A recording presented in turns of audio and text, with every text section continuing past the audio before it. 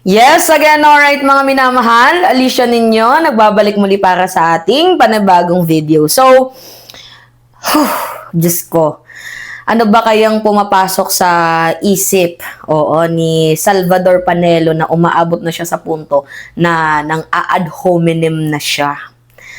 Tingnan nyo ba naman, tinawag ba naman niyang apat na pusakal? Itong si Senator Ontiveros, Senator Pangilinan, si Senator Lacson, at si Tito Soto. So, for the context kasi, parang gusto din atang, nagkakaroon kasi ng sipsipan sa loob ng Duterte Circle. Palakasan effect. The more na mas nasisira mo ang admin, the more na mas lumalakas ka dito sa kampo ng mga Duterte. Especially nga po dito sa mga trolls, pag nakikitaan nila na, uy, nasisira mo si ganito, ganyan, puring-puri sila. So ngayon, itong si Panelo, syempre, napag-uusapan na yung impeachment. Ano ba yung sinabi ni Panelo? Actually yan, basahin natin. Sa plenary, makukuha nila ang boto. Definitely. So, aminado na si Salvador Panelo na wala na, may impeach na talaga itong si Sara Duterte dito nga po sa House of Representatives.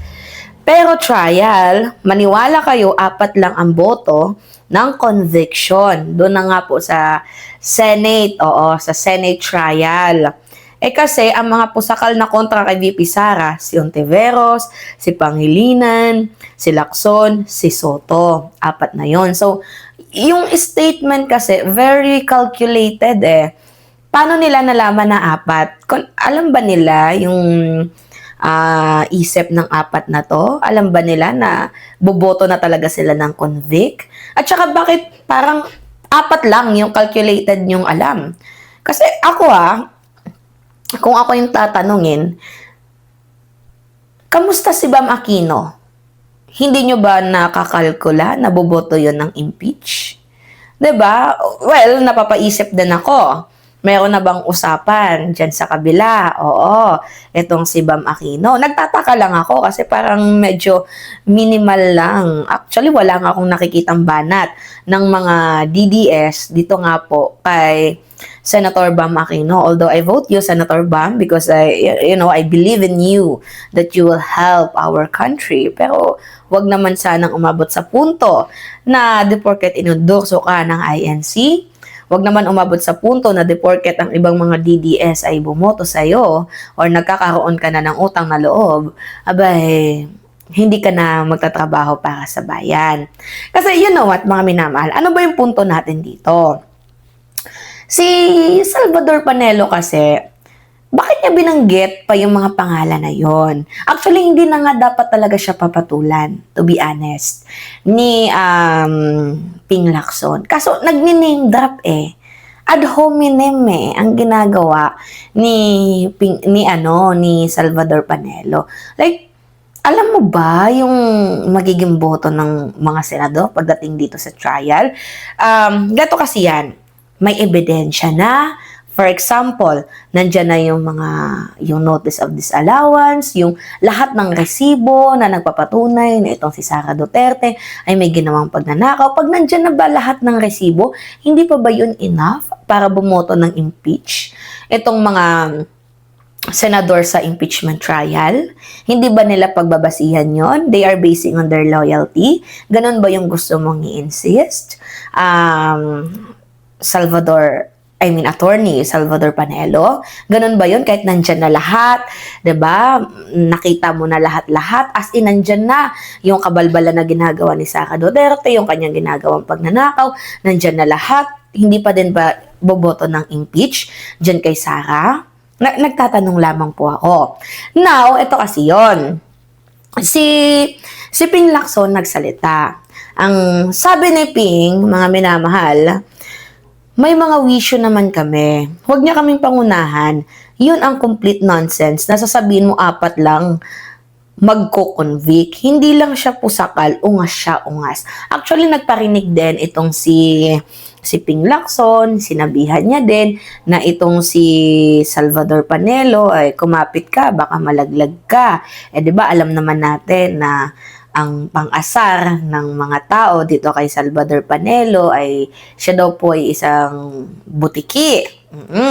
So, parang bakit kailangan nilang umabot sa punto na nag-a-ad hominem na sila? Ako nagtatanong lang ako, bakit kailangan nyo umabot sa punto na nag-a-ad hominem na kayo? 'Di ba? History will tell, mga minamahal. Tingnan ninyo may comment dito. Yan ang akala mo. Na-impeach si Justice Corona, akala ng mga senator judge hindi may impeach. Pero nang ilatag ng mga ebidensya, no choice mga senator judge to impeach Corona on the basis of strong evidences. 'Di ba? So, actually, hindi naman ako pabor sa impeachment ni CJ Corona.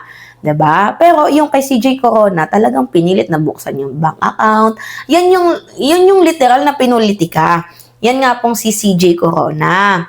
'Di ba? Si Chief Justice Corona, yun yung literal na pinulitika. Pero you know what, mga minamal, impeachment, yes, is a number games. So, based on numbers talaga yan. And aminado naman si si Panelo na dyan sa House, yes, may impeach si Sara. Pero pagdating sa Senado, ang akala, di ba, napipredict mo ba yung iisipin ng mga ng mga senador? For example, dito sa House of Representatives, napipredict mo na ba talaga na ma-impeach itong si Sara? Sabi nga sa balita, yung lakas CMD nababawasan na ng boto. Tapos yung NUP mukhang malabo pa. 'Di ba? Dito pa nga lamang sa House, hindi natin alam yung takbo. Tapos ikaw, alam mo na, may decision ka na. 'Di ba? 'Di ba mga minamahal na I know na nagigets nyo ko. 'Di ba? Pero natatawa lang ako dito sa pino-point out, 'di ba, ni Salvador Panelo. Like, parang anong klaseng kaek-ekan yan? Senator, Attorney Panelo, anong klaseng kaek-ekan yang ginagawa mo? Actually, pinapahiya mo yung sarili mo. Tatawagin mong pusakal? Bakit? Ano ba yung ibig sabihin ng pusakal? 'Di ba? Parang nakagawa ka ng krimen, tatawagin mo ng ganon? Really? Naturingan ka pa man ding abogado? Tapos ganyan yung trabaho mo? Hindi ka ba nahihiya dyan? Minsan talaga, itong si Panelo, hindi natin alam kung ano yung takbo ng utak nito Gusto mo bang magpasikat? Gusto mo bang meron kang Tatak Duterte legacy para iboto ka? Tatakbo ka ba? Hindi natin alam kasi si Panelo naghahangad din ng pwesto. Actually, yung mga DDS nag-shake wrap na. Katulad nila Gonzon, 'di ba? Kung mapapansin ninyo, 'di ba? May kanya-kanya na silang ngayon, 'di ba? May kanya-kanya na silang ruta ngayon sa paninira kasi the more na sinisiraan nila si Presidente, the more na nakakuha sila ng engagement at ng followings at ng suporta sa kampo ni VP Sara Duterte. Nag-aagawan sa slot sa mga tatakbong senador. Oh my goodness. Kaya walang pinagbagong Pilipinas. Ganon at ganon pa din. Alright. Sa tingin ninyo, hindi ba maapektuhan dyan yung mga taong bayan? Once na yung mga senador na yan, diba, hindi bumoto ng convict kay Sara Duterte once na na-present na yung mga evidences dyan? Mananatili pa din ba silang bulag? Well, let's see. Diba, mga minamahal, tingnan lang natin. Hindi mo pwedeng i-predict yan. Alright, mga minamahal, yun po. Anyway, it's me again, Alicia ninyo. Nagbabalik muli para sa ating panibagong video. So, pahingi lamang po ako ng comments, likes, and share. And also, don't forget to click the subscribe and always yung pong i-hit ang notification bell for more update. Maraming salamat at ingat, mga kababayan.